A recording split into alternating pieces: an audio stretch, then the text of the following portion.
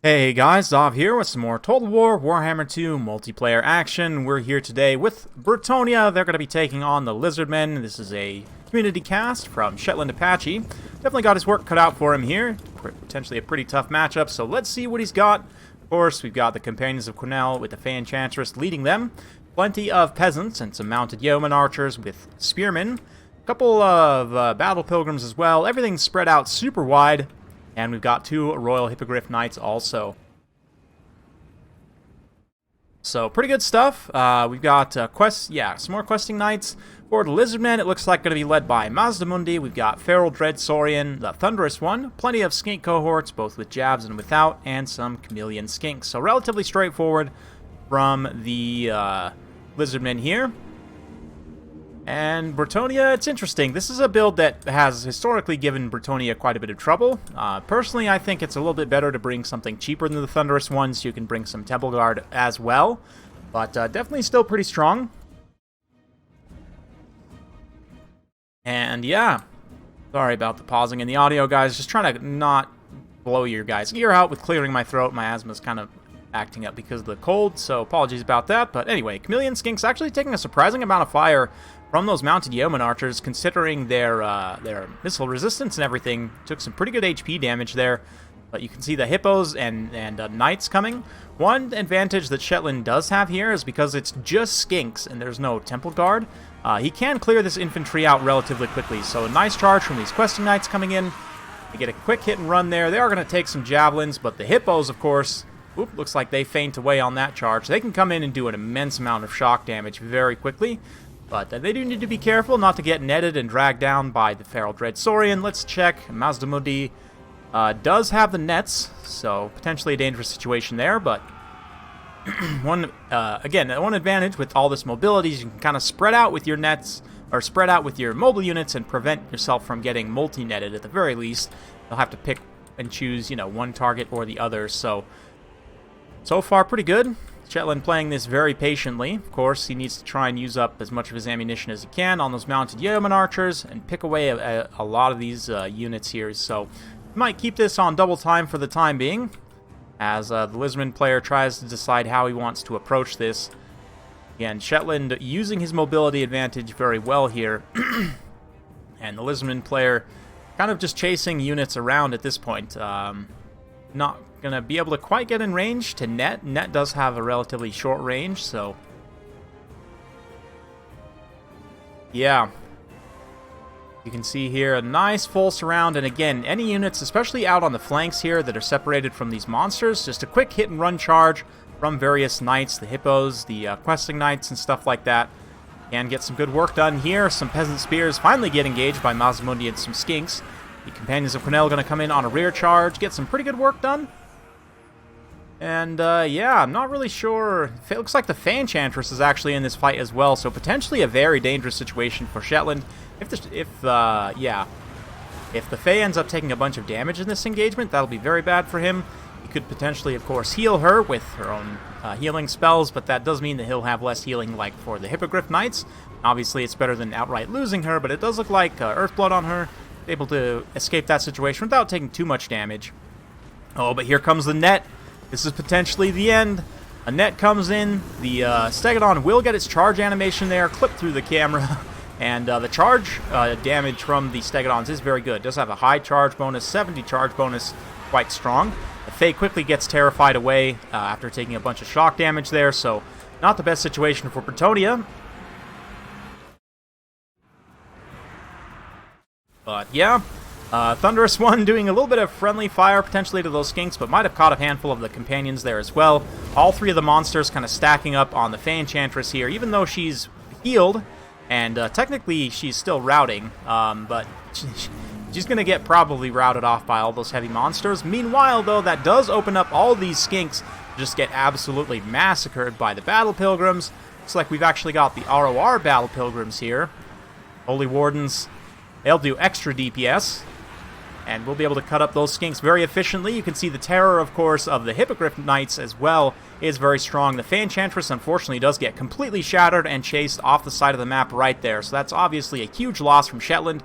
It does mean he's going to need to play very carefully from here on out. Now, he already has been, to be honest. playing very carefully with his knights, but even more so, especially with the Hippogriff Knights, as there's no more healing for them. But thankfully, a lot of the skinks have been dealt with, and as a result, this balance of power is still pretty close. Still a lot of those hippos alive. Yeah, potential killing power here. A beautiful charge. Again, just singling out all those isolated units. That is the name of the game here. So, yeah.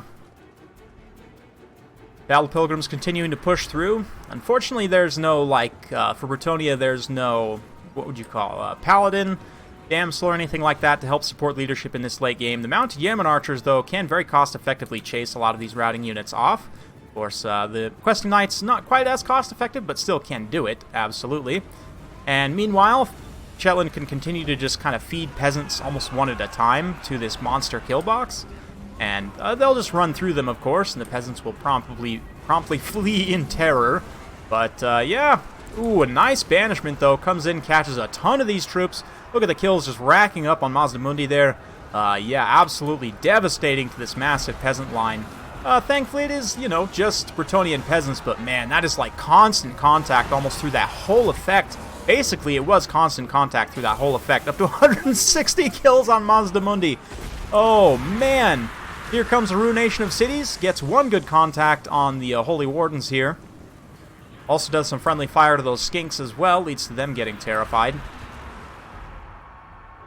But the Hippos are doing fine. Questing Knights are doing fine. Chasing units off in the periphery.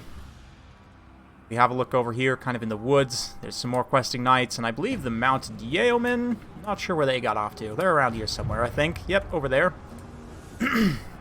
Commodore Cassandora comes in, not going to do the most damage in the world. Honestly, at this point, Mazdamundi's better off to save his magic for nets for when these Hippogriff Knights inevitably have to come down to the ground and fight. You know, Mazdamundi the Dread Saurian, you can net them down so they can't cycle charge you. That's really going to be the only way here, is to just get aggressive with the cycle charging, I think. We'll see. But obviously, the Questing Knights will be able to help some. They have some good armor-piercing values. Plenty of peasants to continue to feed as well. So, well, lizards are hungry, and peasants, if a little stinky, do make great snacks. Oof. Oh, man, absolute brutality. Love the Dread Saurian. Definitely a lot of fun. A pain to fight, for sure, but a lot of fun. But, yeah, that's, maybe keep it a little bit on, double time here as we continue to go through the late game. You can see, though, the Thunderous one gets separated from Mazdamundi and the other two monsters. This is obviously very dangerous, and Shetland doing exactly what he should, coming down, force concentrating with those Hippogriff Knights, and you saw how instead of blobbing the Hippogriffs all down on the one side, he actually flew over with the second group and got a rear charge, or a side charge, whatever you want to call it there, which is very, very good. Excellent play there. In that way, you get as many models in contact at the same time as possible, which is really, you know, how you're going to do the damage. But most of the Hippogriff Knights look like able to get back up in the air. This guy's still stuck on the ground somehow, but he might be getting some swings in there. Who knows? It looks like, yeah, his crew drops back down to help him out. Or at the very least, try and get him back up in the air. One thing you can do if one of the flying models is, like, stuck on the other side, whoop, gets picked off by a Thunderbolt. Unfortunate. But so one thing you can do is, like, fly the rest of the units over to the other side, and it'll path them back around. But, yeah. As it is, balance of power is still very close. There's still a handful of skinks over there getting chased off by peasants. The Hippogriff Knights will be coming back over shortly, so we'll keep it on fast forward. It's going to be a pretty long late game here as Shetland slowly feeds peasants, continues to used up the last of his ammo there on the Yeoman.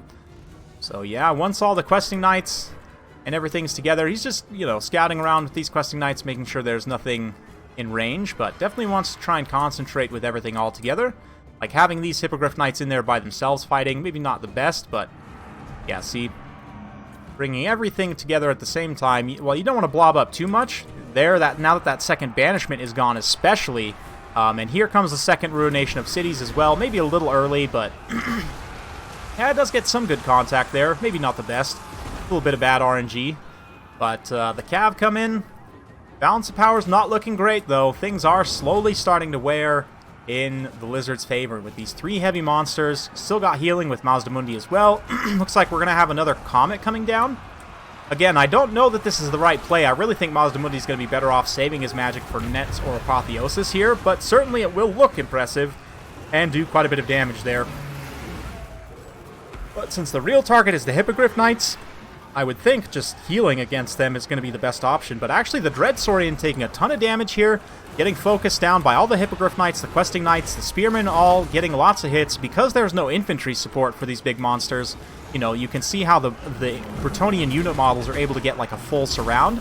That's very, very important when you're fighting monsters. If you can fully surround them, you're much more likely to actually beat them.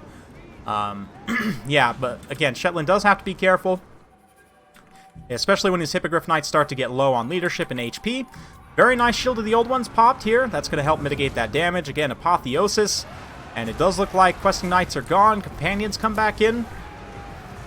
They're going to get a good rear charge hill here. Will that be enough to actually break the Dread Saurian? The Dread Saurian is wavering at the moment. It does look like it actually breaks there, and that is potentially massive.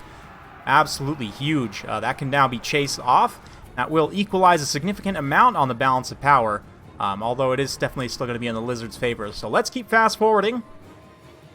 And watch as the Dread Saurian probably won't be able to recover its leadership. But all of a sudden, again, Mazdamundi and the Thunderous One getting separated here is bad news. It means that Mazdamundi is going to get surrounded by the Hippogriff Knights and the Companions here. Mazdamundi only has 32 melee defense, so although he has basically a million HP, if you include his healing at least, he is going to get worn down here over time, definitely.